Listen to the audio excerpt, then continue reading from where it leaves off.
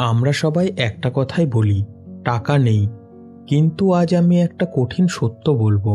আমাদের আসল সমস্যা টাকা কম এটা না। আমাদের আসল সমস্যা হলো আমরা জানিই না আমাদের টাকা কোথায় যায়। আজ আমি কোনো বড় মোটিভেশন দেব না, কোনো স্বপ্নের গল্পও শোনাবো না। আজ আমি শুধু একটা বাস্তব হিসাব দেখাবো, যেটা না দেখলে যত চেষ্টাই করো কিছুই বদলাবে না।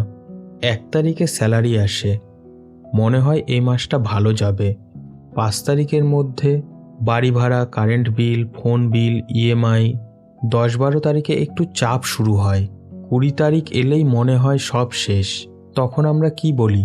স্যালারি কম, সব কিছু এক্সপেন্সিভ, এই দেশে বাঁচা কঠিন। কিন্তু সত্যিটা একটু আলাদা।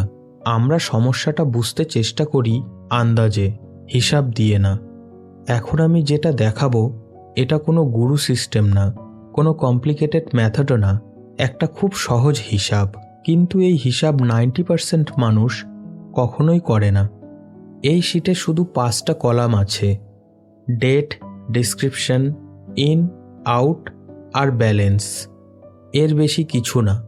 ধরি এ মাসে স্যালারি এসেছে 30,000 টাকা।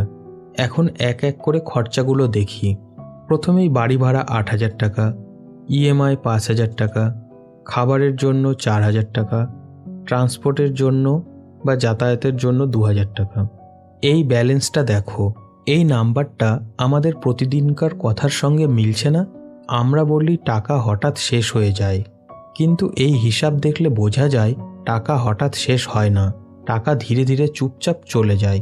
এই নাম্বারটা চোখে না দেখলে যতই মোটিভেশন শোনো কিছুই বদলাবে না।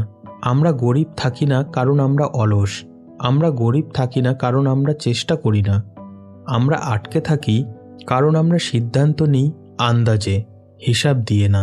আজ আমি তোমাদের বড় কিছু করতে বলছি না। আজ শুধু এই 3টা কাজ করো। 1. স্যালারি ঢুকলেই এই 5টা কলাম বানাও। 2.